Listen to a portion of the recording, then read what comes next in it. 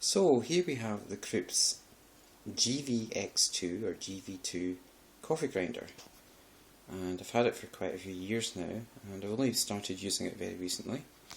It has a removable hopper, and it has actually a max fill there, as you can see.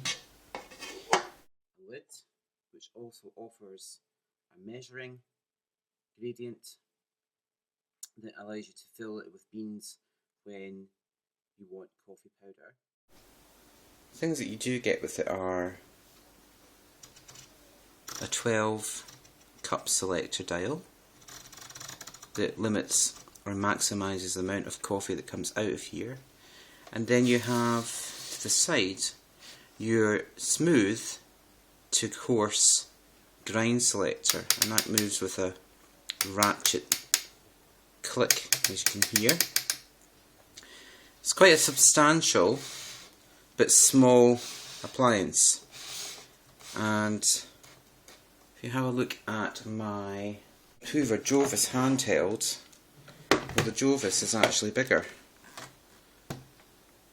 than the coffee grinder, so it's quite a small wee unit, and it's very well designed.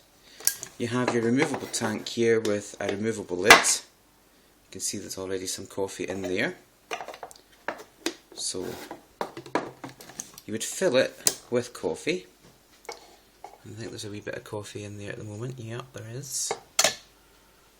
Just put the lid on and press the button. Now this is quite a loud motor. It begins just by the grinding process, but you can hear what happens if it doesn't have anything in it.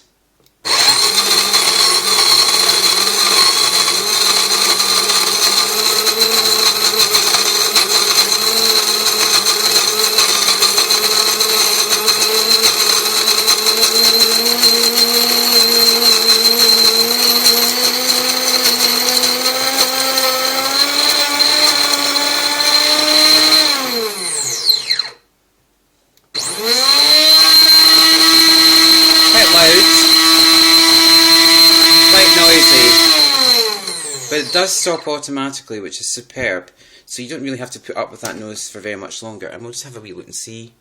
Yeah, practically gone. All the beans gone, and then that's my amount of coffee used. And that will give me between, I'd say probably, yeah, that will give me enough for 4 heaped teaspoonfuls of coffee. So taking it over to the machine. You do get a measuring spoon, but I'm using the measuring spoon that came with my Panasonic coffee maker. And here's an idea. You've got Yankee Candle. You can use the Yankee Candle jar to keep your spoon safe. And then you would just use 4 heaped spoonfuls into the filter. That's 1.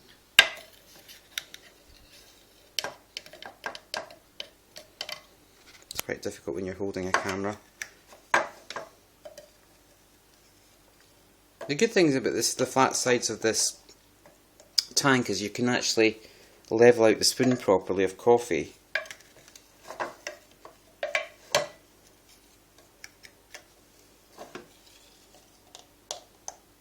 That's enough there. That's 3.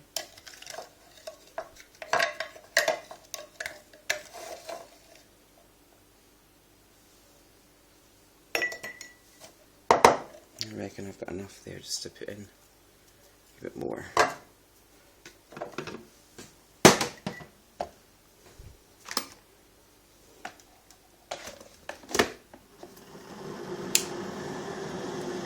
And that's basically how to make coffee grinding from the Krups grinder. It's quite easy to clean when you're not using it, because you've got your Burr mill at the bottom here, which you can see is compacted up with powder, and it's very easy to clean out either with the hose of a vacuum or just brush it with a paintbrush. The only downsides are that it can be messy because you are using filter coffee powder. Another downside is the fact that this isn't airtight sealed, so you really have to keep the coffee in a box if you're not using the coffee daily. I use coffee daily, so I don't really need to keep it in an airtight box to keep it fresh. And that's the Krups coffee grinder.